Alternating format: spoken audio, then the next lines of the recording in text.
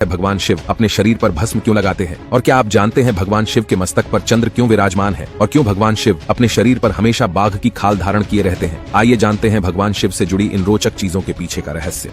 Number 1, बाघ की खाल। इससे संबंधित शिव पुराण में एक रोचक कहानी प्रचलित है, जिसके अनुसार एक बार भगवान महादेव ब्रह्मांड की सैर के लिए निकले तो सैर करते करते वो एक जंगल में जा पहुंचे। इसी जंगल में कई ऋषि मुनि भी रहते थे। भगवान शिव इस जंगल से निर्वस्त्र होकर गुजर रहे थे। उन्हें इस बात का बिल्कुल भी अंदाजा नहीं था कि उन्होंने शरीर पर कुछ धारण नहीं किया है। कुछ ही दूर आगे चलने पर ऋषि मुनियों की पत्नी की नजर भगवान शिव पर पड़ी।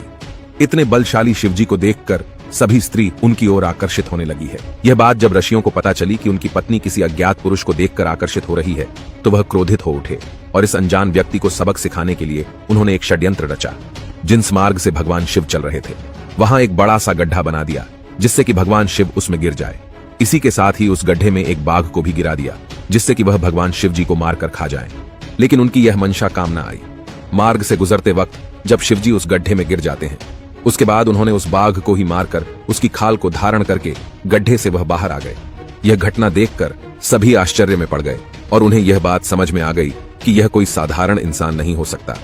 इसी कहानी के अनुसार तब से शिवजी अपने शरीर पर बाकी खाल को धारण किए रहते। नंबर 2, भस्म लगाने का कारण हमारे शिव इतने भोले हैं कि जिससे सारा संसार त्याग देता है, भगवान शिव उसे अपनी शरण देते हैं।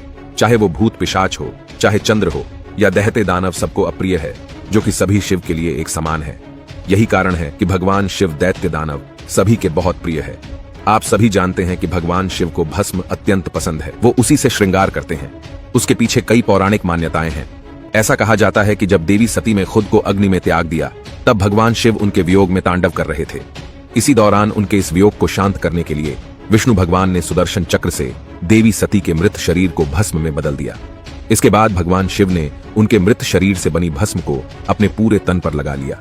ऐसा माना जाता है कि तभी से महादेव को भस्म अत्यंत प्रिय है। नंबर 3, चंद्रमा। भगवान शिव के शीर्ष पर चंद्रमा धारण को लेकर शिव पुराण में एक कथा प्रचलित है। इस कथा के अनुसार महाराज दक्ष की 27 कन्याएं थीं, जिनका विवाह चंद्रमा के साथ हुआ।